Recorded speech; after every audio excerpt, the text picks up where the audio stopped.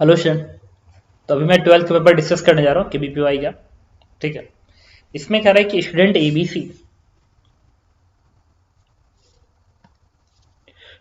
ABC measure with the length of SX का paper है, having 25 metre long measurement tape of least count इतना centimetre, metre scale इतना, foot scale इतना, if the specific length of the room is इतना metre, which of following student will report the lowest relative error.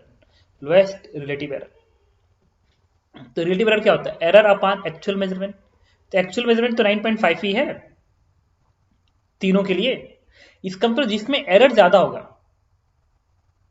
वो ज्यादा error major कर, ज्यादा relative error major करेगा। ठीक है। तो देखो, तो ये जो स्केल है 25 मीटर का स्केल है, तो इससे तो एक ही बार में वो लेंथ मेजर कर लेगा। स्टूडेंट ए एक ही बार में लेंथ 9.5 मेजर कर लेगा। ठीक है। तो वो कितना एरर पाएगा? Relative error. उसका जो रिलेटिव एरर है, अगर इवन है तो इवन क्या आएगा? 0.5 लिस्ट काउंट। देखो, 0.5 least count divide by 9.5। 9.5 metre centimetre बदल लेना, एक वैल्यू मेजरमेंट करने जा रहा हूं। E2 के लिए देखते हैं। E2 के लिए क्या है? ये मीटर स्केल है। मीटर स्केल 0.1, तो 1 मीटर का स्केल है ना, तो 1 मीटर का स्केल है तो पता क्या करेगा?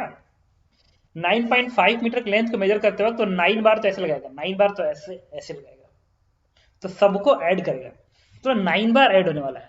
तो 9 टाइम्स ऑफ लेंथ ऐड होगा, लेंथ ऐड होगा, अब प्लस एक बार और लेंथ ऐड होगा, जो कि ये L2 वाली जो वैल्यू की कितनी होगी? 0.5 की होगी, और ये 9 बार अलग से ऐड होगा।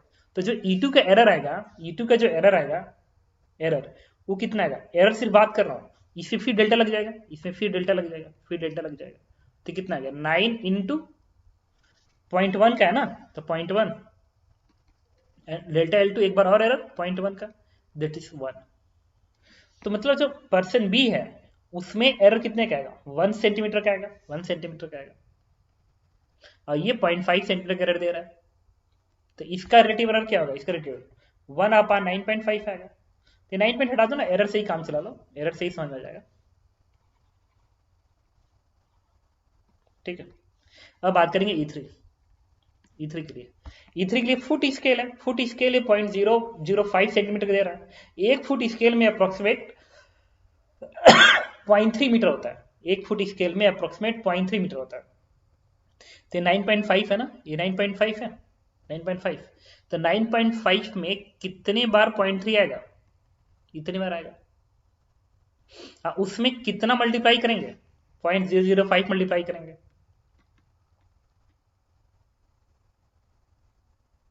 और एक और 0.05 मल्टीप्लाई करेंगे, बिकॉज ऑफ जो अलग से एडिशन आएगा। समझ रहे हो क्या कर रहा हूँ? जैसे ये जोड़ा हो ना, वैसे देखेंगे ये कितने बार आ रहा है, और उसमें फिर सम कर देंगे। ठीक है। बताता हूँ कितनी बार आएगा ये आना चाहिए।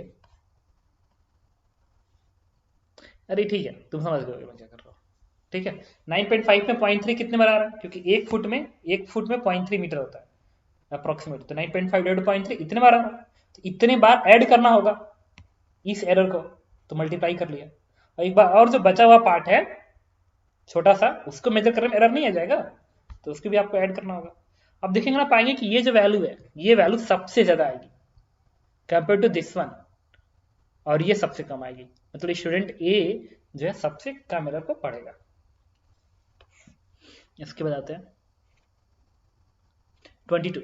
कह रहा है कि Meena apply the front brake while riding the bicycle along the flat road, force that slow her bicycle is provided by. अरे बाइसिकल पे जब ब्रेक लगाओगे तो बाइसिकल को रोकने के लिए फोर्स कौन प्रोवाइड करेगा? फ्रिक्शन फोर्स आएगा। वो कहां से आएगा? ग्राउंड से ही तो आएगा, तो रोड देगा फ्रिक्शन, तभी रुक रहा है, तो रोड मार्क कर देंगे। कह रहा proton and anti proton come close together in the vacuum such that the distance between them is 10 centimetre, consider the potential energy is zero at infinity, the velocity at the distance will be. ठीक है। तो क्या करेंगे? ठीक है, energy conservation लगा देंगे, infinity पे कैंडिडेट एनर्जी को जीरो मान लें, आप पोटेंशियल एनर्जी भी जीरो मान लें। और एंटी प्रोटॉन और प्रोटॉन एक दूसरे के अपोजिट चार्ज होते हैं, एक पे प्लस चार्ज एक पे माइनस चार्ज, तो एक दूसरे की तरफ अट्रैक्ट होंगे because of electro attractive force. तो जब 10 सेंटीमीटर दूरी पाएंगे तो उनकी स्पीड कितनी होगी। तो पोटेंशियल एनर्जी क्या होगा, के Q1 Q2 by are. Candidate जी एक की half m b square twice कर लेंगे क्योंकि 2 है, तो यहाँ क्या लिखेंगे के की जगह पे 9 × 10⁻9 के Q1 Q2, प्रोटॉन है तो 1.6 10⁻19 का होल स्क्वायर, के Q1 Q2 by are, are 10 centimetre तो 0.1 plus half m b square, m proton का मास क्या होता है 1.67 10⁻27 into v square into twice. ठीक है, तो आप इसको सिंप्लीफाई करेंगे, सिंप्लीफाई करेंगे तो वैल्यू आ जाएगी 1.17 मीटर। 23 के बाद आते हैं क्वेश्चन नंबर 24। देखो 24 में कह रहा है कि a point particle is acted upon by the restoring force this one. The time period of oscillation is t when the amplitude is a. The time period when amplitude is 2a will be.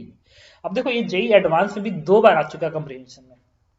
Force का function ये है तो time period का function, उन्होंने dimension analysis किया था। मैं आपकी जनरल फॉर्मूला बताता हूँ, हमेशा होल्ड करता है। अगर पोटेंशियल एनर्जी का फंक्शन इस फॉर्मूला गवर्न कर रहा है, मॉड ऑफ एक्स का पावर इसको गवर्न करता है, तो टाइम पीरियड एम्पलीट्यूड का 1 माइनस n/2 के प्रोपोर्शनल होता है। इधर पोटेंशियल एनर्जी अगर x का पावर n है, जहां x मीन पोजीशन से डिस्प्लेसमेंट है, n is any value, then time period is proportional to amplitude का पावर 1 माइनस n/2 है, n/2 2 सिर्फ n के नीचे है। तो फोर्स का फंक्शन है कितना, एफ के एक्स क्यू है, तो पोटेंशियल एनर्जी क्या होगी, फोर्स क्या होता है माइनस d/dx होता है, कर दो इंटीग्रेट, बनेगा क्या, u बराबर बनेगा के एक्स क्यू dx के इंटीग्रेशन, इट इज x की पावर 4/4।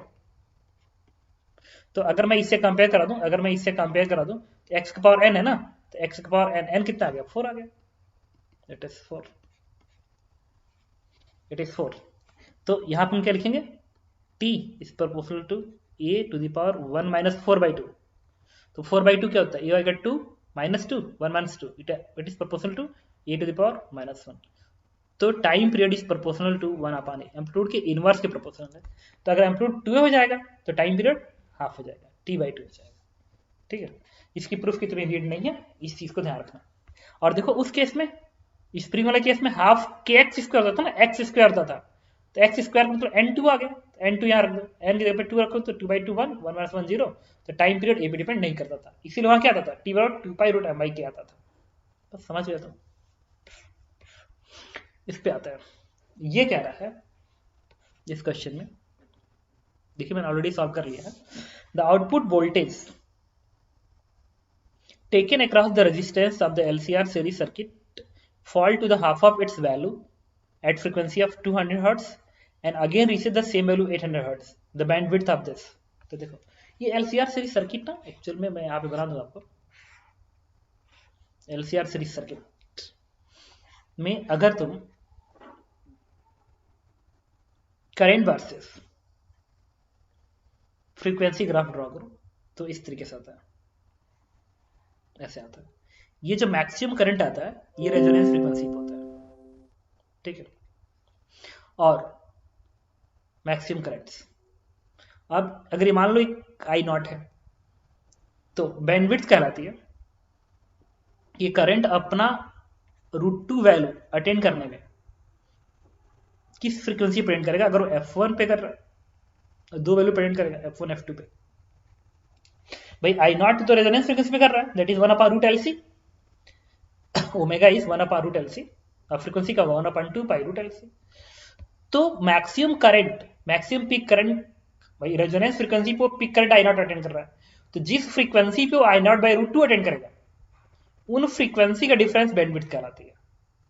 तो अगर ये I0/√2 अटेंड कर रहा है, फ्रीक्वेंसी f1 है और ये f2 है, तो bandwidth b is nothing but f2 minus f1। ठीक है, और हम पाते हैं कि एक तो ये यहाँ के रिलेशन में बता देता हूँ, बैंडविड्थ इज वन, दूसरा इस रेजोनेंस फ्रीक्वेंसी में और इन f1 f2 में रिलेशन होता है, √f1 f2 ये होल्ड करता है।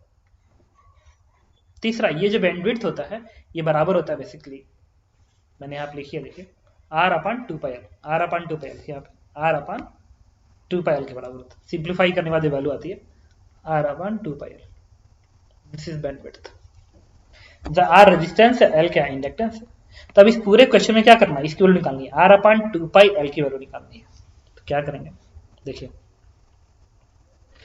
अब देखो क्वेश्चन में, लेकिन देखो बैंडविड्थ के लिए √2 टाइम्स आना चाहिए था, √2 टाइम्स आना चाहिए था, लेकिन क्वेश्चन में उन्होंने क्या कहा है, उन्होंने क्वेश्चन में कहा है कि वोल्टेज जो है 200 पे और 800 पे जो वोल्टेज आ रहा है वो हाफ ऑफ पीक वैल्यू है, तो 200 हर्ट्ज पे एंड 800 हर्ट्ज पे वोल्टेज जो है वो हाफ ऑफ पीक वैल्यू है।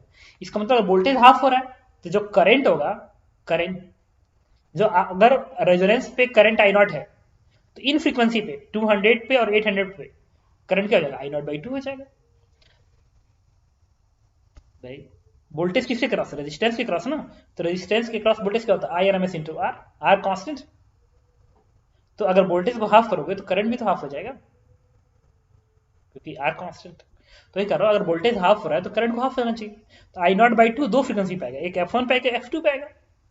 अगर इस ग्राफ पे जाओगे ना तुम, इस ग्राफ पे तो और इधर की बात कर रहा है, और इधर की I0/2 इधर आएगा ना, और इधर की बात कर रहा है, इधर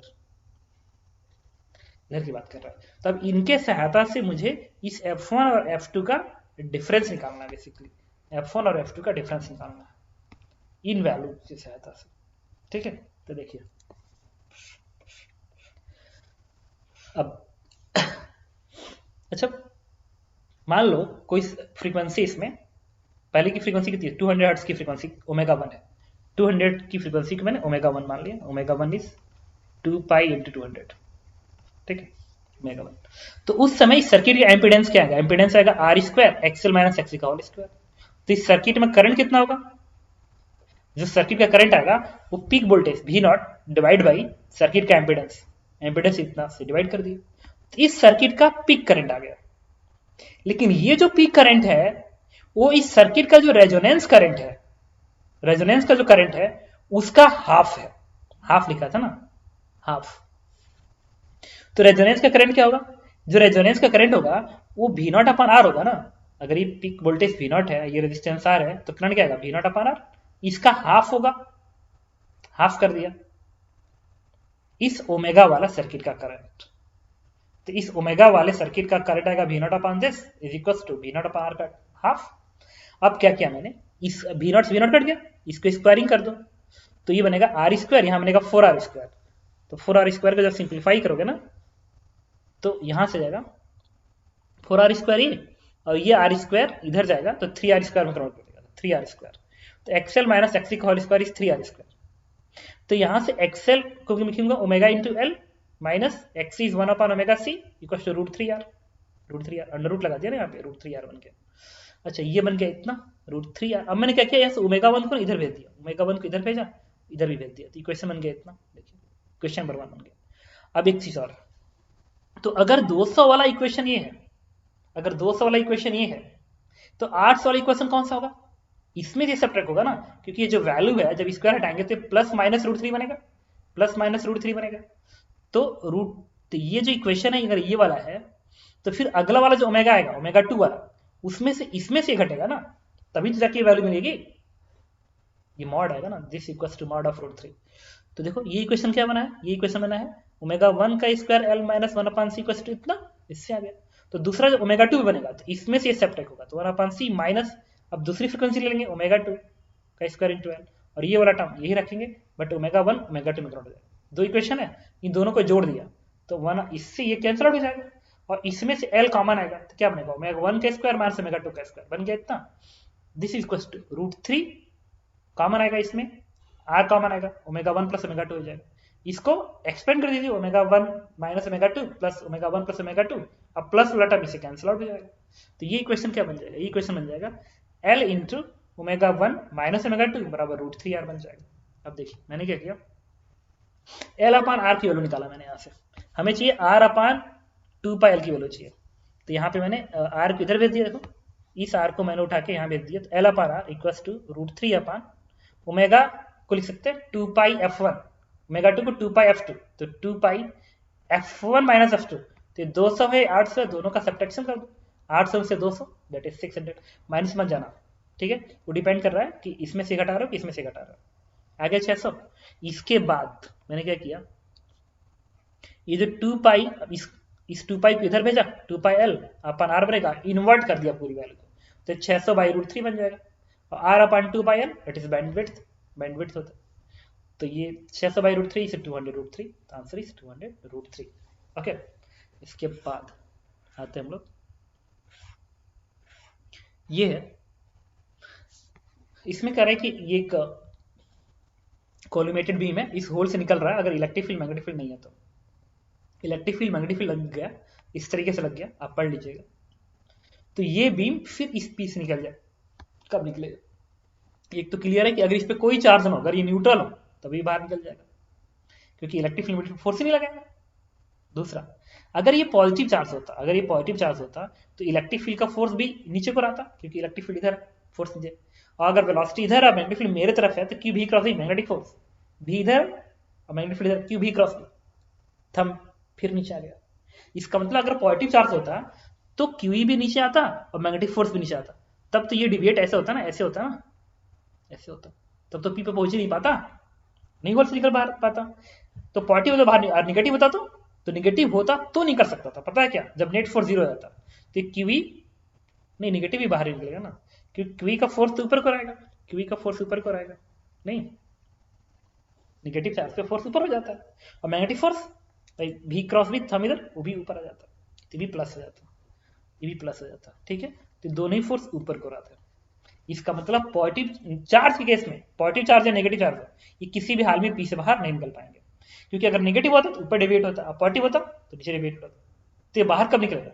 सिर्फ न्यूट्रल केस में बाहर निकलेगा, ठीक है। इसके बाद ये है कि an engine run between the reservoir at temperature 200 से hot reservoir, initially temperature is 600, आप रीड कर लीजिएगा। If the body cool down to the temperature of 400 Kelvin in the process, the maximum amount of work that engine can do, ये engine maximum कितना work करेगा? तो ये तो reservoir है, इसका टेम्परेचर कांस्टेंट रहेगा, बट इसका टेम्परेचर वेरी कर रहा है 600 से लेकर कहां तक? 400 तक वेरी कर रहा है, तो ये कितना वर्क करेगा? तो मान लिया, सपोज करो अब वेरिएबल है, इंटीग्रेट करना पड़ेगा, किसी टाइम टी पे इसका टेम्परेचर टी है, तो ये वर्क डन कितना आएगा? वर्क डन एफिशिएंसी निकालेंगे। एफिशिएंसी क्या होता है? वर्क डन डिवाइड बाई, अगर ये हीट ये क्यू है, एफिशिएंसी क्या होगा? W divide by Q, W upon Q is equal to 1 minus lower temperature 200 divide by high temperature T, 200 upon T, ये एफिशिएंसी होता है। तो यहां से W और Q को मैं क्या लिख सकता हूं? अच्छा मान लो अगले dt टाइम में इसका टेम्परेचर चेंज होके T माइनस dt हो गया, तो इस Q की वैल्यू क्या लिखोगे? इस Q को लिखोगे ms dt, तो this is ms dt is equals to 1 minus 200 upon T। ms 1 के बराबर दिया गया, देखो 1 के बराबर दिया गया, ms हीट कैपेसिटी इज 1, तो उसको 1 लिख लो। तो यहाँ से W क्या आएगा? तो W is equal to 1 minus 200 upon T into dt। Now integration, limit कहाँ से कहाँ तक? इसका टेम्परेचर कहाँ से कहाँ तक चेंज हुआ है? 400 से 600 हुआ है ना, तो 400 से 600 इंटीग्रेट कर दो, और कर दो इंटीग्रेट, आपको आंसर बी पार्ट में मिल जाएगा।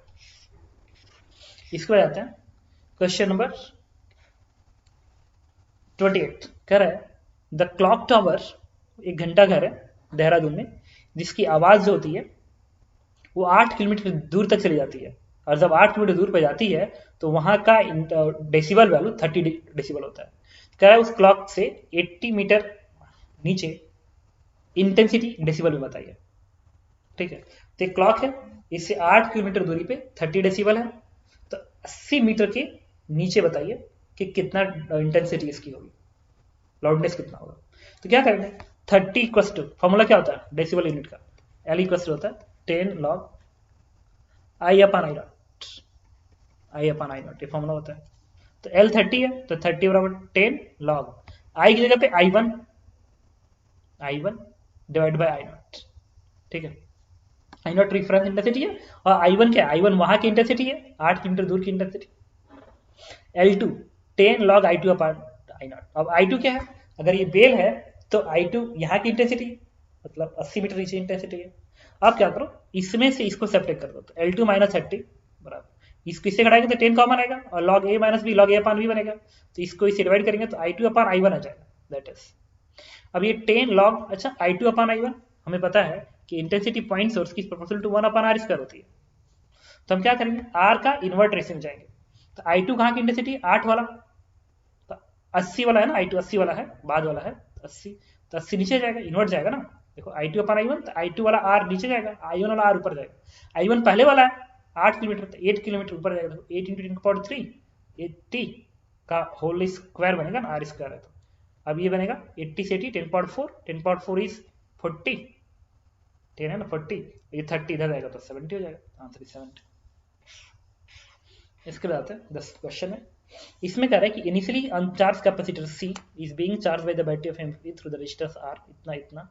कह रहा है कि इस कैपेसिटर को E/2 तक चार्ज किया गया। तो इस पूरे प्रोसेस में बैटरी का वर्क डन और रेजिस्टर में ही डेवलप का रेशियो बताइए। तो हम लोग क्या पता करेंगे, अच्छा इसमें इक्वल नहीं आएगा ही डेवलप और कैपेसिटर की एनर्जी, क्योंकि वो इनफाइनाइट टाइम तक होता है। अगर इनिशियली अनचार्ज है और फुली चार्ज होने में, फुली चार्ज होने में जो कैपेसिटर जितना एनर्जी स्टोर करता है उतना ही डेवलप होता है। बट इसमें ऐसा नहीं है, फुली चार्ज हुआ नहीं, सिर्फ E/2 तक हुआ, तो हम उसको नहीं लिख पाएंगे। तो इस कैपेसिटर का चार्ज निकालेंगे, क्यू क्या होता है CV, तो C इंटू EMF कितना है, E/2 लगा दिया, इतने का चार्ज आया। तो कैपेसिटर की एनर्जी क्या होगी, हाफ Q²/C, तो हाफ Q² अपॉन C कर दिया। आगे कैपेसिटर की एनर्जी, अब बैटरी का वर्डन क्या आएगा, Q इंटू E, Q इतना है और EMF E है, रख दिया, और ये CE/2 यहाँ रख दिया। आगे इतना, बैटरी इतना वर्क किया और कैपेसिटर में इतनी एनर्जी स्टोर हुई, तो बाकी कहाँ गई, हीट डेवलप में, तो मैंने एनर्जी कंजर्वेशन लगा दिया। देखो बैटरी का वर्डन इज इक्वल टू कैपेसिटर की energy increase plus heat develop. तो बैटरी का वर्डन ये रख दिया और कैपेसिटर की एनर्जी ये वाला रख दिया, इससे डेल्टा H लगे इतनी। अब इसको, अब बैटरी का वर्डन प्लस हीट डेवलप रेशियो चाहिए, तो इसको मैंने इससे डिवाइड कर दिया, आ गया 4/3, तो आंसर इज 4/3। इसके हो जाता है।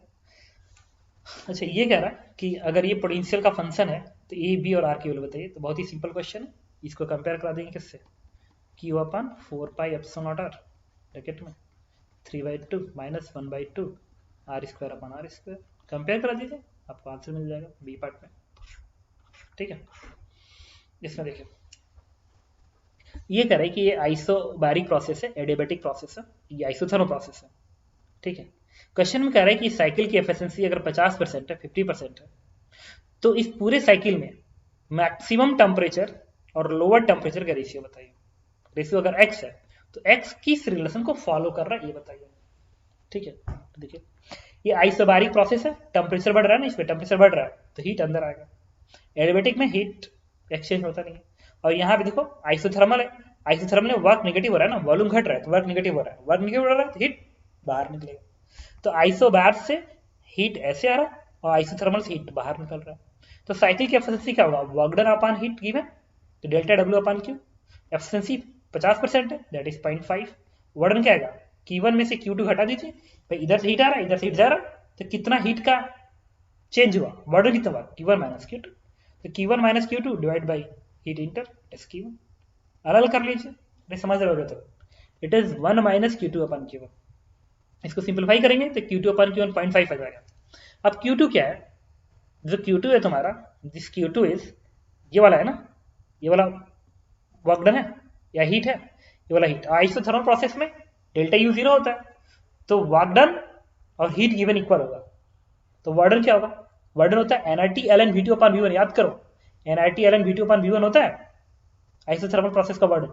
तो nRT और टेम्परेचर इसका क्या है, T1 है, इसका T1 मान लिया, T1 टेम्परेचर है, nRT1 ln V2/V1। यहाँ का ज्यादा वॉल्यूम, यहाँ का लेस वॉल्यूम, ऐसे रखेंगे। ये आ गया ये वाला हीट गिवन। और आइसोबैरिक का हीट गिवन होता है NCP डेल्टा T, तो NCP delta T temperature difference T2 minus T1 रख दिया, ये 0.5 है। अब देखो यहाँ से N से N कटेगा, ये क्या बनेगा R, मैंने क्या किया ना T2 माइनस T1 को इधर भेज दिया और T1 को इधर भेज दिया और 0.5 को इधर भेज दिया, तो बनेगा ln V2/V1, ये R रहेगा ऊपर, ये 0.5 यहाँ पे आएगा तो ऊपर 2 हो जाएगा, देखो 2 और CP यहाँ बचा रहेगा। और T2 minus T1/T1, T2 minus T1/T1, तो अलग अलग करेंगे तो T2/T1 माइनस 1 बन जाएगा। और ये सबसे ज्यादा टेम्परेचर है ये, और ये सबसे कम, क्योंकि आइसोथर्मल है तो हर जगह टेम्परेचर इक्वल होगा। और यहाँ से लेके यहाँ तक ये वाला टेम्परेचर क्या सबसे ज्यादा है आइसोबार में, ठीक है।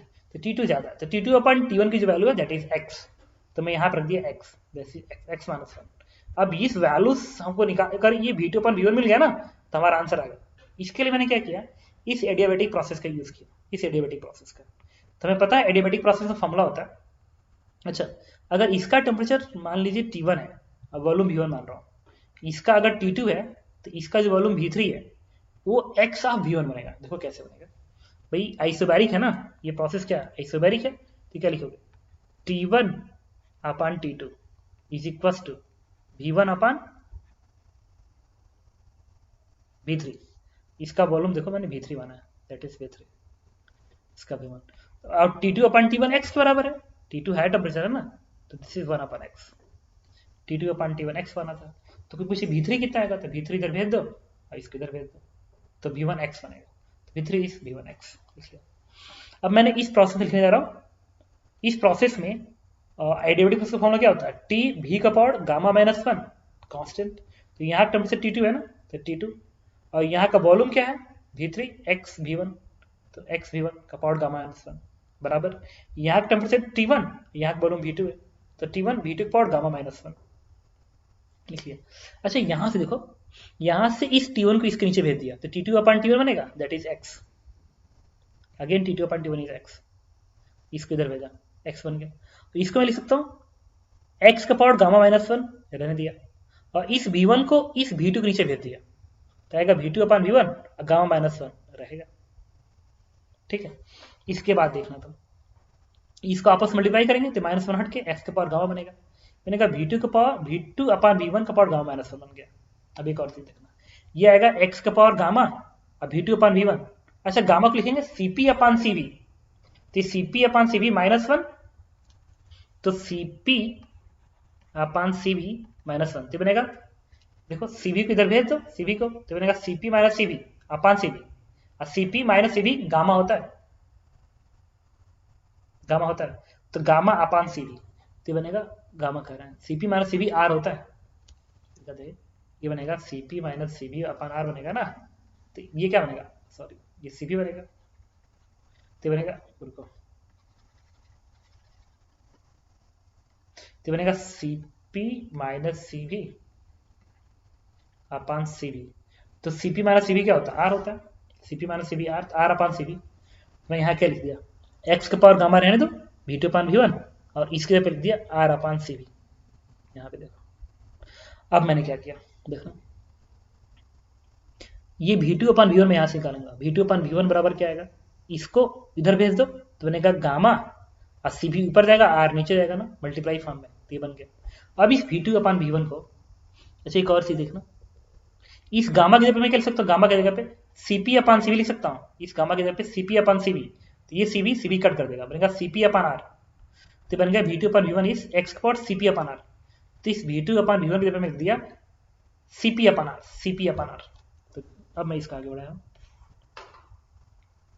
तो देखो मैंने यहाँ पे लिखा V2 अपान V1 की जगह पे Cp अपान R लिख दिया, x का पावर Cp अपान R लिख दिया, और ये x माइनस यहाँ पर रहेगा, ये ऐसे रहेगा। अब इसको और आगे बढ़ा दिया, ठीक देखिए।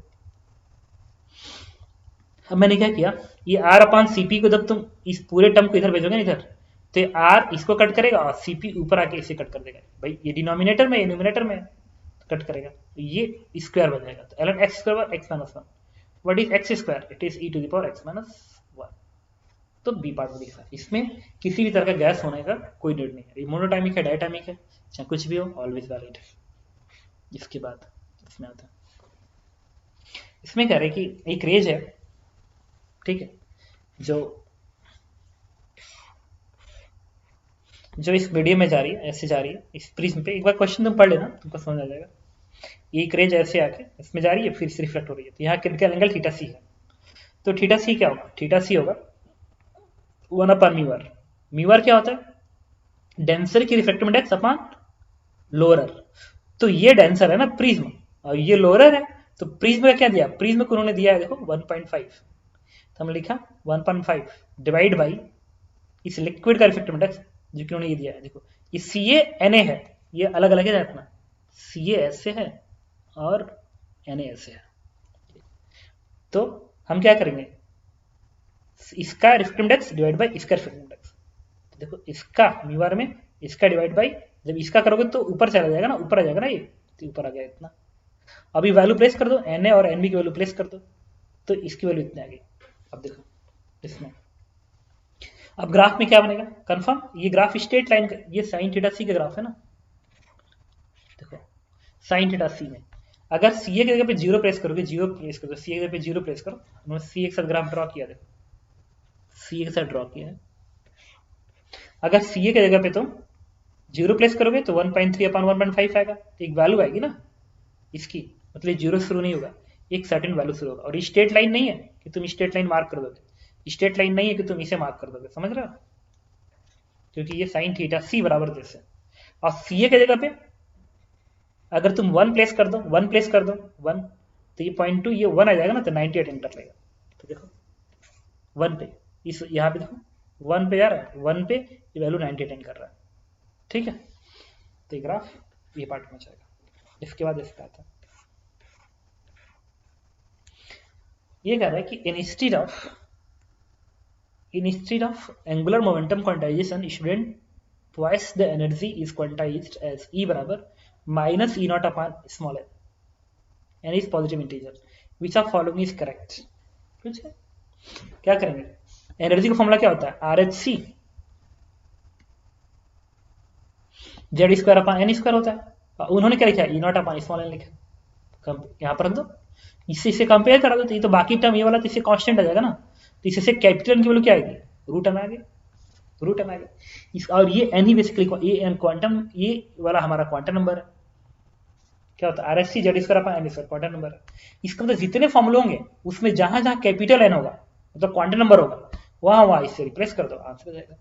जिससे एंगुलर मोमेंटम क्या होता है, एन एच अपॉन 2 पाई, एन एच अपॉन 2 पाई। तो देखो एन की जगह पे रूट एन लिख दो, तो एंगुलर मोमेंटम रूट एन के प्रोपोर्शनल होगा, तो सही कह रहा है। रेडियस होता है n square by z a naught n, ये है क्वांटम नंबर, तो रूट एन के स्क्वायर, तो स्मॉल एन के प्रोपोर्शनल होगा, तो रेडियस गलत कह रहा है। Similarly angular velocity, angular speed v upon r होता है, अब v जेड अपॉन एन होता है, और n रूट एन के प्रोपोर्शनल है, देखो तो v 1 अपॉन रूट एन के प्रोपोर्शनल होगा, तो भी गलत कह रहा है। रेडियस भी गलत हो गया, angular speed v upon r होता है, और v किसके प्रोपोर्शनल है, 1 अपॉन रूट एन के, देखो, और r किसके प्रोपोर्शनल है, n के, तो नीचे भी आना आएगा, तो n का पावर 3/2 आ जाएगा, तो सिर्फ डी सही हो जाएगा। अच्छा, इसमें इस क्वेश्चन को रीड करें ना, कह रहा है कि कौन सा स्टेटमेंट नॉट ट्रू है, नॉट ट्रू है। और ये एक्चुअल में इसमें इन्होंने n1 is greater then n2 का है, ये थोड़ा मिस्टेक है, इसको तुम चेंज कर लेना, ठीक है, ये ऐसा नहीं होना चाहिए, ये रिवर्स ऑर्डर में, ये डेंसर मीडियम का है और ये रेरर मीडियम का, ठीक है, रेरर मीडियम का। तो क्वेश्चन में कह रहा है कि θ1, अच्छा ये θ1 θ3 हमेशा इक्वल होगा, अच्छा whatever the value of this θ1 θ3 always equal, तो θ1 θ3 for all value of θ1, of course सही कह रहा है, कुछ भी हो जाए ये इक्वल होगा, बट उन्होंने नॉट करेक्ट पूछा। cos θ2 is imaginary if θ1 is greater than θc, अगर ये θ1 θc से ज्यादा आ गया तो ये इमेजिनरी होगा, ऑफ कोर्स अगर ये एंगल θc से ग्रेटर से ज्यादा हो गया तो इसमें कोई रेज ही नहीं पहुंचेगी ना, जब रेज नहीं पहुंचेगी तो इस एंगल को इमेजिनरी बोलते हैं, तुम सही कर रहे हो। कॉस्ट इज जीरो अगर θ1 θc, ऑफ कोर्स अगर ये θ1 θc के बराबर हो गया तो ये एंगल 90 हो जाएगा ना, क्रिटिकल एंगल जाएगा तो एंगल 90 जाएगा, cos 90 इज जीरो, सही कर। D part, cost is imaginary if θ1 θc, गलत कह रहा भाई, जब θ1 θc बराबर हो जाएगा तो वैल्यू जीरो हो जाएगी ना, तो यही नॉट करेक्ट ऑप्शन हो गया। इसके बाद आता है,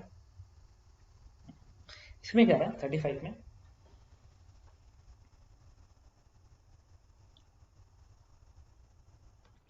देखो 35 में क्या है कि एक मॉड्यूलेशन का क्वेश्चन, एक बार क्वेश्चन को रीड कर लेना पूरी तरीके से। कह रहा है intensity of light from the continuous emitting laser source operating at 638 nanometre wavelength is modulated by 1 gigahertz, इसके थ्रू मॉड्यूलेट किया जा रहा है। अच्छा, इसकी फ्रीक्वेंसी ज्यादा होती है, नैनोमीटर है ना, अगर v को एफ लैम्डा लगाओगे ना, v के पे 3 × 10⁸, f × लैम्डा 638 नैनोमीटर, तो इधर भेजो, तेरी करीब 10 का पावर क्या है ना, 9 8 17 आ रहा ना, इतनी की फ्रीक्वेंसी है, मतलब 15 के आसपास फ्रीक्वेंसी जाती है, ये तो फ्रीक्वेंसी बहुत ज्यादा है, जबकि जीगा तो 10 पावर 9 होता है। तो ये जो इंटेंसिटी ऑफ लाइट जो हम लेजर से भेज रहे हैं उसकी फ्रीक्वेंसी बहुत ज्यादा है, तो उसको मैंने इस तरीके से प्लॉट कर दिया। अब ये 1 गीगाहर्ट्ज की फ्रीक्वेंसी, उसको मैंने इसके ऊपर मॉड्यूलेट कर दिया, ऐसे मॉड्यूलेट कर दिया। तो क्या रहा है, ठीक है। और इसको मॉड्यूलेट करने के लिए हर एक कर गया, the modulation done with momentary. अब ये जो मॉड्यूलेशन है उसकी फ्रीक्वेंसी 1 गीगाहर्ट्ज है, मतलब ना modulation done by momentary cutting the intensity with the frequency of इतना, इस फ्रीक्वेंसी से कट किया जा रहा है। मतलब यही जो फ्रीक्वेंसी मैंने यहाँ पे प्लॉट किया है, तो ये एक कंप्लीट पल्स कहलाएगा। यहाँ पे लाइट को ब्रेक किया जाएगा, फिर लाइट को यहाँ पे ब्रेक किया जाएगा, तो पूरा एक एक पल्स है। कह रहा है 2 डिटेक्टर की बीच की दूरी कितनी होनी चाहिए ताकि एक पल्स पूरा देखा जा सके। तो यही तो होनी चाहिए इसके 2 के बीच की दूरी, ताकि एक पल्स पूरा देखा जा सके, ये दूरी होनी चाहिए। मतलब इसकी हमें वेवलेंथ निकालना, इसका वेवलेंथ निकालना। तो v का स्टेप फॉर्मूला लिखेंगे, तो v कितना है, इतना, और f किस बराबर है 10.9 गीगा है इंटू लैम्डा। सिंप्लीफाई कर दो, इट इज 0.3 मीटर। इसके बाद आते हैं इस पर। इसमें कह रहा है कि इस क्वेश्चन को रीड कर लेना। If speed of bar is double, अगर स्पीड को डबल कर दिया गया तो बताइए what factor the heat develop in register changes.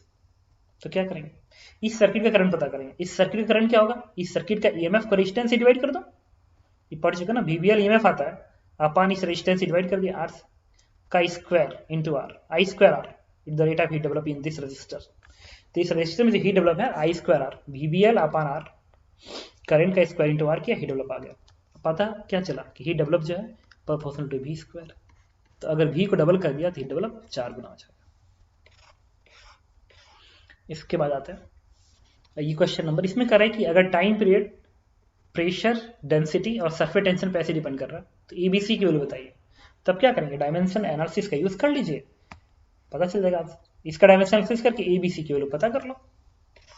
37 के बाद आते हैं क्वेश्चन नंबर इस पर।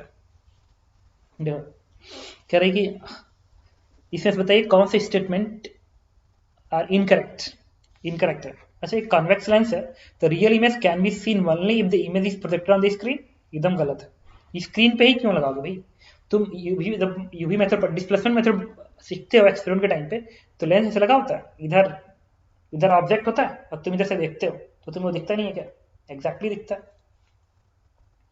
ठीक है।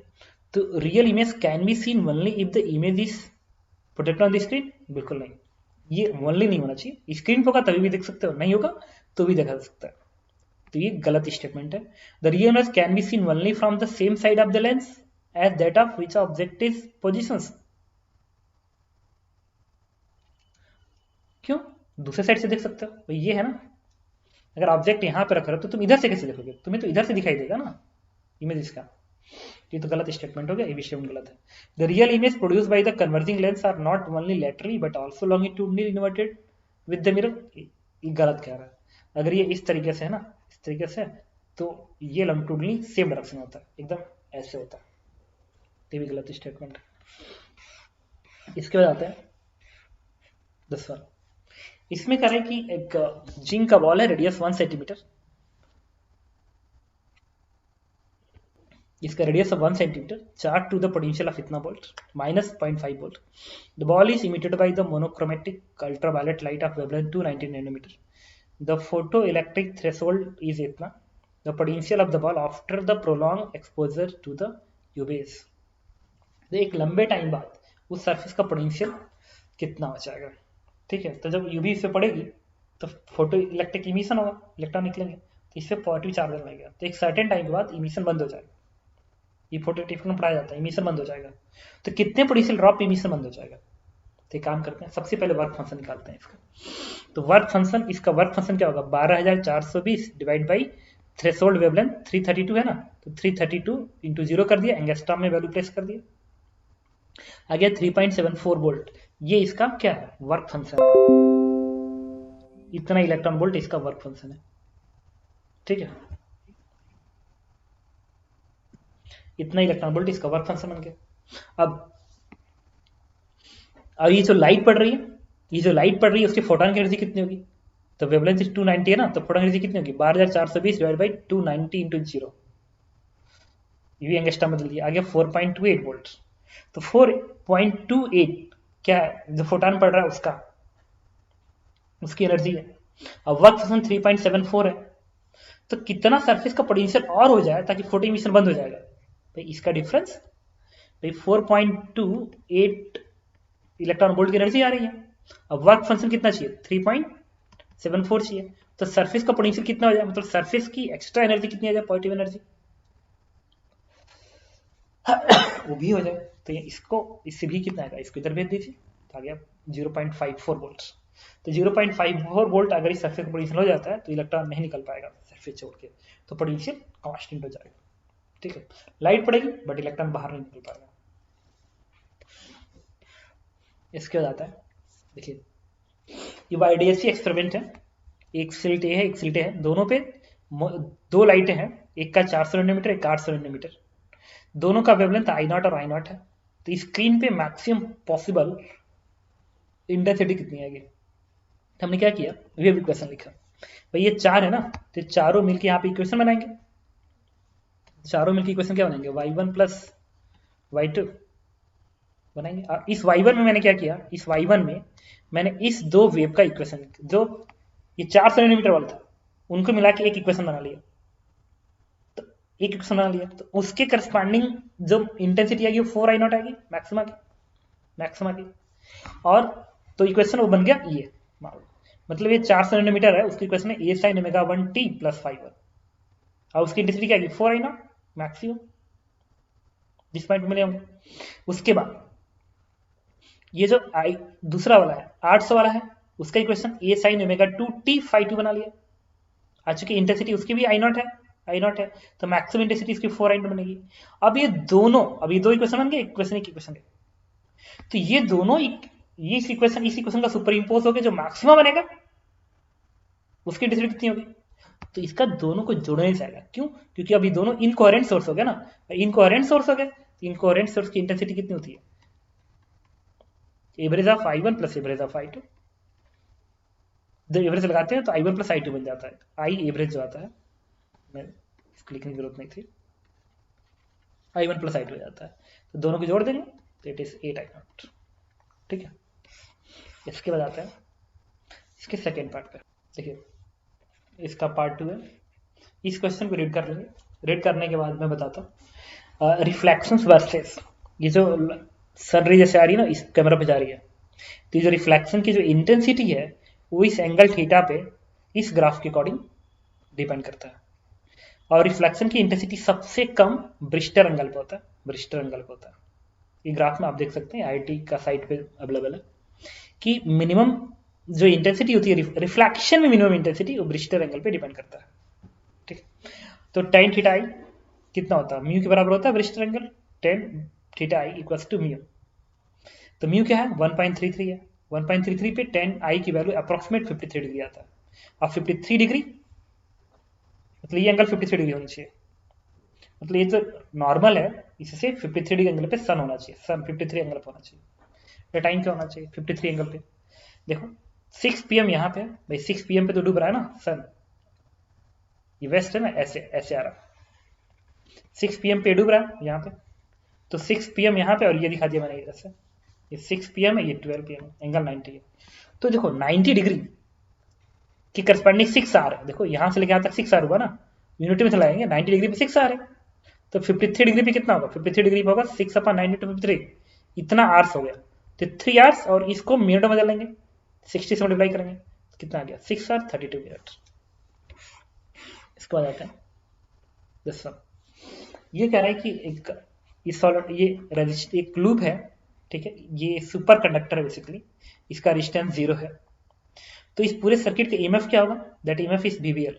तो इस सर्किट का इक्विवेलेंट सर्किट डायग्राम मैंने बना दिया, ईएमएफ वीवीएल दिखा दिया, इंडक्टर एल दिखा दिया, तो ये इसका जो ईएमएफ होगा L D by D T equal to VVL, तो वीवीएल बराबर L D by D T, अब व्यू क्या सकता हूँ DX by D T, DX by D T BL, L D by D T से डी टी कट गया, integrate कर दो तो आ गया एक्स बी एल बराबर एल आई, तो this is the linear function, I is proportional to directly X, तो एक्स के डायरेक्टली प्रोपोर्शनल आएगा, और एक कांस्टेंट इसे दिखा रहा है, शुरू में कोई मान लो, शुरू में कोई करंट हो इनिशियली, तो ये कांस्टेंट इंटीग्रेशन में कांस्टेंट सी आ जाएगा, दैट इज सी, जिसकी वजह से वो कांस्टेंट दिख रहा है। इसके बाद ये कह रहा है कि अगर imagine a world where the magnetic charge exist, जहां मैग्नेटिक चार्ज एग्जिस्ट करेंगे, ठीक है, और इसमें कह रहा है जो ईएमएफ है, magnetic EMF in the current corresponding to the rising in the change in electric flux, जो ईएमएफ है इलेक्ट्रिक फ्लक्स के रेट ऑफ चेंज के बराबर है। तो ईएमएफ की वैल्यू बताइए। तो ईएमएफ क्या होता है? वीबीएल होता है। ईएमएफ तो वीबीएल ही होता है, बस बी को इलेक्ट्रिक फील्ड के टर्म में चेंज करना है। तो E upon B c square होता है, तो बी क्या होगा? ई अपॉन सी स्क्वायर, उठा के प्रेस कर दिए। This is the EMF produce in this loop. तो इस दिख रहा है। और अगर चूंकि इधर जा रहे हो, तो अगर इसको तुम इधर खींच रहे हो, तो मैग्नेटिक फ्लक्स अंदर, इलेक्ट्रिक फ्लक्स अंदर बढ़ रहा है, तो घटाने की कोशिश की जाएगी, तो थंब अपनी तरफ कर लो। तो फिंगर ऐसे बता रहा ना, तो दिस इज एंटी क्लॉकवाइज।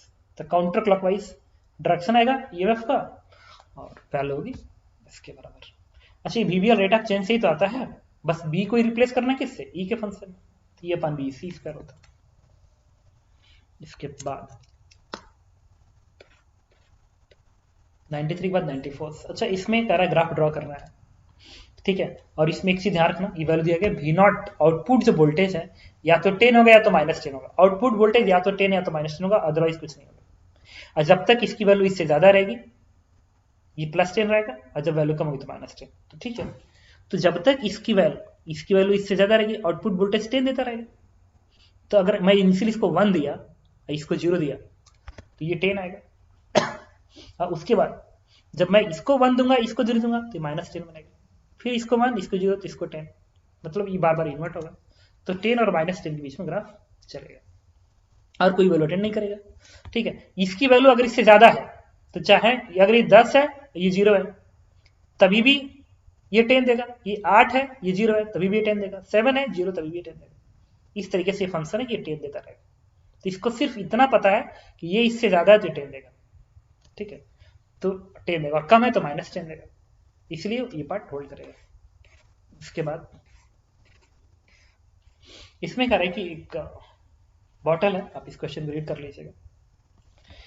कह कि इसको जैसे प्रेस कर रहा हूं तो इससे लिक्विड बाहर निकल रही है, और लिक्विड यहां से 2 मीटर इधर गिर रही है, और 1 मीटर की हाइट है। अगर जहां पे तुम थंब लगा रहे हो उसका एरिया 10 सेंटीमीटर स्क्वायर है, तो बताइए कितना फोर्स आप उसके ऊपर हेल्ड कर रहे हो, ताकि यहाँ की जो पानी है 2 मीटर दूरी पे गिरे। तो क्या करेंगे? इसकेप स्पीड निकालेंगे। अच्छा, ये दूरी क्या है? 2 मीटर। तो वेलोसिटी में यहां से यहां तक आने का टाइम, यहां से यहां तक आने का टाइम क्या होगा? √2h अपान जी। तो √2 और h कितना है? 1 अपान जी। ये टाइम आ गया। इस टाइम को हॉरिजॉन्टल वेलोसिटी से मल्टीप्लाई कर दो, तो दूरी आ गया 2 मीटर। सिंप्लीफाई कर दो तो v आ गया 2√5। ठीक है, अब मैं यहाँ पे और यहाँ पे बर्नौली थ्योरम लगा दिया, जस्ट बाहर और यहाँ पे। तो यहाँ का pressure P plus half rho v square, यहाँ की स्पीड इक्वल्स टू जस्ट बाहर atmospheric pressure P0 plus half rho v into v का स्क्वायर। अब इसको इधर भेज दिया तो P minus P0, pressure difference हो गया, मतलब यहाँ का प्रेशर और बाहर के प्रेशर का डिफरेंस, बाहर प्रेशर का डिफरेंस उतना ही तो तुमने लगाया होगा फोर्स, इक्वल्स टू। और ये वाला नेग्लेक्ट कर सकते हो इसके रिस्पेक्ट में, क्यों? क्योंकि यहाँ पे पानी की स्पीड 0 है और यहाँ पे पानी की स्पीड ज्यादा है, बहुत ज्यादा है। तो इसको नेग्लेक्ट कर दिया, क्या आ गया? P माइनस P0 बराबर हाफ रो वी का स्क्वायर, ये बन गया इतना। तो डेल्टा P की वैल्यू इतनी आ गई। तो फोर्स क्या होगा? इस प्रेशर में इस एरिया से मल्टीप्लाई कर दो, तो डेल्टा P इंटू ए। तो इसकी वैल्यू उठा के यहाँ रख दो, इंटू ए। अब रो की वैल्यू दिया गया, इसके स्पीड निकाल चुके हो, वैल्यू को प्लेस कर दो, तो आंसर आ गया 10। इसके बाद आता है इसमें कह रहा है कि circular wire in the circular solenoid, इस सोलेनॉइड है जिसमें फ्लक्स जो है इंक्रीज कर रहा है with the rate of epsilon not से। देखिए, इस क्वेश्चन में कह रहा है कि ये जो सोलेनॉइड है, इस सोलेनॉइड में इस वायर के अलॉन्ग जो ईएमएफ है, clockwise EMF around the circular loop is epsilon not है। कह रहा है इस पाथ में potential difference VB minus VA की वैल्यू बताइए। तो देखो, तो जब भी अगर इसके अलॉन्ग ये क्लॉकवाइज ईएमएफ एप्सिलॉन नॉट है, तो जब तुम इस पाथ में घूमोगे ना, इस पाथ में घूमोगे ऐसे, तो क्लोज लूप फॉर्म करोगे, तो इसकी बीच दूरी अप्रोक्सीमेट 0 है। तो जब तुम क्लोज लूप फॉर्म करोगे तो ईएमएफ तो इसी के बराबर आएगा भाई। किसी भी लूप में ईएमएफ क्या होता है? d∅dt, फ्लक्स का रेट ऑफ चेंज। तो चाहे तुम इससे जाओ चाहे तुम इससे जाओ, फ्लक्स तो बस यहीं पे है, ईएमएफ का मैग्नीट्यूड सेम आएगा। बट आंसर माइनस इसलिए बनेगा क्योंकि ये वाला है क्लॉकवाइज प्लस ई नॉट, तो ये वी बी माइनस वी है ना, देखो वी बी माइनस वी है, ये उल्टा चल रहा हो ना, तो माइनस में जाएगा। इस लूप में तो कोई फ्लक्स लिंक ही नहीं करेगा, तो रेट ऑफ चेंज 0, तो आंसर 0। इसको जाते हैं उसमें, देखिए इसमें क्या रहा है, देखिए क्वेश्चन नंबर 97 में कह रहे कि न्यूट्रॉन है, पूरा क्वेश्चन पढ़ लेना तुमको समझ में आ जाएगा। एक neutron beam a circular motion कर radius 1 मीटर पे under the influence of the inhomogeneous magnetic field with the inhomogeneity extended over delta r is 0.01। तो न्यूट्रॉन जो ऐसा मोशन कर रहा है ना, ऐसे जो मोशन कर रहा है उसमें इनर और आउटर की जो बीच की दूरी है, रेडियस दूरी, दैट इज 0.01। मतलब इसके बीच की जो दूरी है, मतलब न्यूट्रॉन ऐसे घूम रहा है, ऐसे न्यूट्रॉन घूम रहा है, ऐसे वैसे फाइन 54 पे चल रहा है, मान लो न्यूट्रॉन ऐसे घूम रहा है, ऐसे घूम रहा है, तो नीचे का सरफेस की दूरी और ऊपर की सरफेस की दूरी, ये जो बीच की दूरी है दैट इज 0.01। ठीक है, करा स्पीड इतना दिया गया, मास ऑफ मैग्नेटिक मोमेंट इतना दिया गया है, the average variation of magnetic field over delta R is, तो इस पॉइंट का मैग्नेटिक फील्ड और इस पॉइंट का मैग्नेटिक फील्ड का डिफरेंस बताइए। तो एक्चुअली न्यूट्रॉन एलिमेंट्री पार्टिकल्स नहीं होता है, वो क्वार्क्स से मिलकर बना होता है, 3 क्वार्क्स से, एक अप क्वार्क और 2 डाउन क्वार्क्स बना होता है। अप क्वार्क का चार्ज होता है 2/3e और डाउन क्वार्क का चार्ज होता है -1/3e। तो इसीलिए दो, अब देखो अप क्वार्क के दो डाउन क्वार्क, दोनों के मिलाने के बाद नेट चार्ज 0 हो गया। इसका मतलब ऊपर चार्ज होगा नीचे चार्ज होगा, दोनों ऐसे घूम रहे हैं, तो प्लस चार्ज वाला ऊपर चल रहा है, नीचे निगेटिव वाला नीचे चल रहा है, तो उनके वजह से मैग्नेटिक फील्ड डेवलप हो जाएंगे ना, और मैग्नेटिक उसी मैग्नेटिक फील्ड का डिफरेंस पूछ रहा है। अगर एलिमेंट्री होता तो हम चार्ज को कोई एक ही चार्ज होता उसके ऊपर, बट यहाँ पे 2 चार्जेस है, एक ऊपर एक नीचे, नेट चार्ज 0 है, इसलिए न्यूट्रॉन को बोलते हैं ये चार्जलेस है। इट नॉट मीन कि वो एलिमेंट्री पार्टिकल है। ठीक है, तो ऊपर वाला आप क्वार्क को 2/3 है, तो ऊपर वाला 2/3 बोल दिया, ये अपर वाला तो प्लस 2e/3 कर दो, ये -2e/3 कर दो, नीचे वाला क्वार्क, तो नीचे 2 क्वार्क है, ऊपर 1 क्वार्क है, और पूरा न्यूट्रॉन ऐसे घूम रहा है। तो मैग्नेटिक मोमेंट क्या होगा, NIA I × πr² बनेगा मैग्नेटिक मोमेंट। अब ये करंट क्यों आ रहा है, ठीक है, तो ऊपर वाला +2/3 बनेगा, नीचे वाला नहीं, ऊपर वाला प्लस क्वार्क है 2/3, नीचे वाला माइनस है। ठीक है, तो मैग्नेटिक मोमेंट क्या होगा, NIA I × πr। अभी करंट दिखा रहा है, ऊपर वाले की वजह से करंट डेवलप होगा, नीचे वाले की वजह से करंट डेवलप होगा, ऊपर वाले की वजह से करंट ऐसे प्लस है ना, तो ऐसे, और नीचे वाले की वजह से उल्टा करंट डेवलप होगा। तो मैग्नेटिक मोमेंट सब्ट्रैक्शन के बाद आएगा, तो ये जो बीच का एरिया है उसकी वजह से आएगा मैग्नेटिक मोमेंट, dr की वजह से डेवलप होगा मैग्नेटिक मोमेंट। तो मैग्नेटिक I πr², तो f I क्या होता है QF, तो Q × f और πr²। तो m को क्या लिखोगे, अब फ्रीक्वेंसी ω/2π एंड Q × πr² इतना लिख लोगे। अब इसको डिफरेंशिएट करेंगे, इसलिए डिफरेंशिएट करेंगे इंसान भाई, ये ऊपर वाला चार्ज और नीचे वाला चार्ज अपोजिट साइन क्या है ना, तो नीचे वाला का मैग्नेटिक मोमेंट नेगेटिव, ऊपर वाला का मैग्नेटिक मोमेंट पॉजिटिव, तो सब्ट्रैक्शन ही लगेगा, तो चेंज नहीं लगेगा m में, तो m में चेंज के लिए मैंने डिफरेंशिएट कर दिया, तो dm बराबर क्या आएगा, r किसमें किया डिफरेंशिएट, तो ω/2π q π, ये q × π ऐसे ही रहेगा, पाई से पाई कट जाएगा, तो आएगा ω/q, और ये r² बनेगा 2r डिफरेंस इंटू dr/2 नीचे रहेगा, तो dm बराबर बन गया इतना। तो यहाँ से मैंने q निकाल लिया, q की वैल्यू क्या आएगी, तो dm, ये 2 से 2 कटेगा, अपान ω/r dr बन गया। अब देखो ये जो निगेटिव चार्ज है ये घूम रहा है किस पे, इस B1 मैग्नेटिक फील्ड पे, और ये वाला घूम रहा है B2 मैग्नेटिक फील्ड पे, तो ये जो रेडियस बनेगा, ये रेडियस r mb/q बनेगा, तो b की वैल्यू क्या आएगी, mb/qr बनेगी। लेकिन जो मैग्नेटिक फील्ड का चेंज आ रहा है, this is because of r के चेंज से आ रहा है, r अलग अलग है ना इसलिए आ रहा है, वेलोसिटी तो सेम है दोनों की।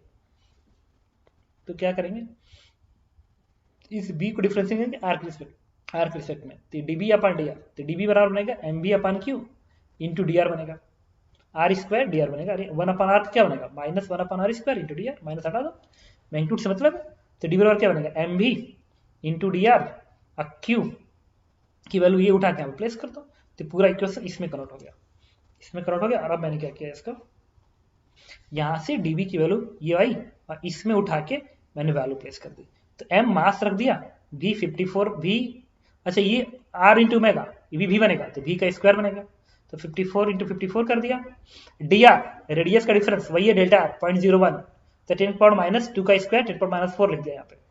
और dm into r square, dm magnetic moment है जो कि दिया गया 9.67 लिख दिया, और r रेडियस 1 प्लेस कर दिया। सॉल्व करने के बाद इसकी वैल्यू आती है 0.05, जो कि फिलहाल इस ऑप्शन में मुझे कहीं दिख नहीं रहा, कैलकुलेशन में कोई मिस्टेक हो सकता है तो तुम देख लेना। ओके, इसके बाद ये है कि इसको भी तुम एक बार रीड कर लेना इस क्वेश्चन को। इसमें एक पाइप है, यहाँ से साउंड किया जा रहा है, तो एक पर्सन इधर जा रहा है, तो उस पर्सन को साउंड कितना समय तक सुनाई देगा। तो ठीक है, तो साउंड ऐसा आएगा, ये सर्कुलर अपर्चर, तो साउंड ऐसा आएगा ना, तो इसे डिफ्रैक्ट होता है, जैसे लाइट भी डिफ्रैक्ट होती है वैसे इस साउंड का भी डिफ्रैक्शन होता है। ये भी जेई के एडवांस में और पिछले की विशेषण आ चुका है। ठीक है, तो एक पाइप है, तो लाइट ऐसे जाएगी और साउंड ऐसे जाएगी, तो डिफ्रैक्ट होगा। तो जो डिफ्रैक्शन होता है ना, तो इधर भी जाएगी, देखो ये इधर भी जाएगी और इधर भी जाएगी, तो जो डिफ्रैक्शन होगा इसका एंगल थीटा होगा, theta, this theta is lambda upon A. Diffraction का होता है लैम्डा अपान ए, सर्कुलर आर्क से लैम्डा अपान ए। ठीक है, लार्ज सर्कुलर आर्क का डिफ्रैक्शन होता है लैम्डा अपान ए, ध्यान रखना, और कुछ नहीं होता है, लैम्डा अपान ए। पिन होल कैमरा का कॉन्सेप्ट, ठीक है, जेई मेंस में भी आ चुका है, तो लैम्डा अपान ए होता है और नथिंग एल्स। तो दिस थीटा इज लैम्डा अपान ए। तो लैम्डा की वैल्यू उन्होंने दिया है कितना, लैम्डा इज वी और एफ, लैम्डा से तुम लैम्डा निकाल लोगे, वी दिया गया कितना 320 और फ्रीक्वेंसी दिया गया 1280, तो वी और एफ लैम्डा, तो लैम्डा गया 1/4, तो लैम्डा की 1/4 रखा मैंने। और ए की जगह पे क्या लिखेंगे, इसको अब यही रहने दो फिलहाल अभी। अब ये क्या बनेगा, अगर ये थीटा है तो ये एक्स है, तो ये दूरी है 8 मीटर, 8 मीटर देखो 8 मीटर है, तो पूछे एक्स कितना आएगा, तो this x is 8 tan theta, 8 का tan थीटा एक्स की वैल्यू बन गई। और tan थीटा कितना आएगा, थीटा बहुत ही स्मॉल होता है इसमें, तो दिस इज लैम्डा अपान ए, यहाँ पे लिख लो लैम्डा अपान ए। अब एक्स की वैल्यू क्या आएगी, तो 8 अपान ए, और ये दिया गया कितना क्वेश्चन में, उन्होंने डायमीटर दिया है 0.45, तो ये कितना आएगा 0.45 का 2 आएगा ना, रेडियस है ये, इधर रेडियस 0.45 का 2 आएगा, ये की जगह पर दे इतना, और लैम्डा 1/4 उठा के प्लेस कर दिया, तो वैल्यू आ गई इतनी, एक्स इतना आ गया। अगर एक्स इतना आ गया, कुछ से कितना टाइम लगेगा, तो टाइम इज व्हाट, तो टाइम इज ये एक्स है, इस एक्स को डिवाइड कर दो किससे, एक्स को डिवाइड कर दो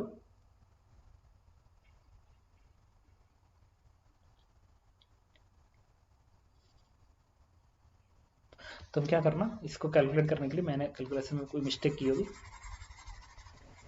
तुम क्या कर सकते हो,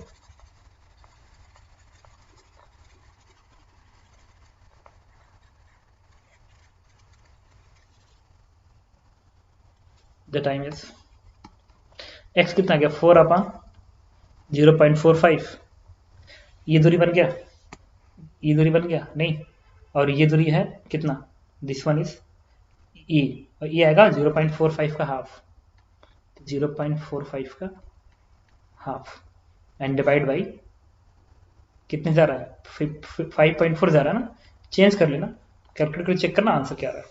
ठीक है, इसके बाद आते हैं ये सोलर सेल। तो ठीक है, सोलर सेल में देखो, अब इस क्वेश्चन को पढ़ लोगे ना, तो इसकी कोटिंग होती है, अंदर एक प्लेट है, उसके बाहर बी का कोटिंग कर दी जाती है। अब देखो अंदर ज्यादा से ज्यादा ऑब्जर्वेशन होगा, लाइट की जो एनर्जी होती है ना 1.1 विजुअल लाइट, विजुअल क्या सन से लाइट जाती है उसकी एनर्जी होती है 1.1 इलेक्ट्रॉन वोल्ट से 3 इलेक्ट्रॉन वोल्ट बैंडविड्थ होता है। तो इससे ज्यादा की एनर्जी अगर बी वाले का बैंडविड्थ इससे अगर कम हो गया तो बाहर की लाइट आएगी तो उसको फोटोन एब्जॉर्ब करना, बी एब्जॉर्ब कर लेगा, अगर बी एब्जॉर्ब कर लिया तो ए तक पहुंचेगा नहीं, और ए को पहुंचना है, इसका मतलब बी की जो एनर्जी होनी चाहिए वो 3 से ज्यादा होनी चाहिए, जबकि ए की एनर्जी 3 से कम होना चाहिए, ताकि ये ज्यादा एब्जॉर्ब कर सके फोटोन को। तो बी का 3 से ज्यादा तो 5 और ए का इससे कम तो 1.5। 99 के बाद क्वेश्चन नंबर 100 पे आता है। इसमें कह रहा है ठीक है कि एक कैंगरी है, ठीक है, मतलब कोई ऑब्जेक्ट है जिसके अंदर 300 ग्राम कोल रखा गया है, उसकी specific calorific value 30 kilo joule per gram है। ठीक है, सरफेस एरिया जो दिया गया दिस इज 7 इतना इसका, अब सरफेस मतलब 60 है और बाहर का 0 दिया गया है। कह रहा है कि ये कितने घंटे तक ये काम करेगा, जबकि ब्लैक बॉडी इसको मान के सॉल्व किया जाए। तो इसकी टोटल हीट कितनी आएगा, क्यू आएगा m h delta t, q कितना आएगा, कैलोरीफिक वैल्यू कितनी है 30 किलो जूल है, तो 30 किलो जूल और ये 300 ग्राम है ना, तो 300 ग्राम मल्टीप्लाई कर दिया इसमें, तो पूरी वैल्यू इतनी आ गई। इतनी जूल एनर्जी इस पूरा का पूरा हमें देगा। कैलोरीफिक वैल्यू को मल्टीप्लाई कर दिया मास से, आ गया इतना। अब पावर क्या होता है, sigma E A T power 4 होता है, बोले ब्लैक बॉडी रेडिएशन है। तो और कितना टाइम लगेगा, तो इस पूरे को डिवाइड कर दें किससे, इस पावर से, पावर है ना पर सेकंड एनर्जी डेटेड, इससे डिवाइड कर दो। सॉल्व करने के बाद तुम्हें आंसर आ जाएगा 10 आवर्स। ये सेकेंड में आएगा, बाद में उसको मिनट में बदलना पड़ेगा, आवर्स में बदलना पड़ेगा। Okay, thank you.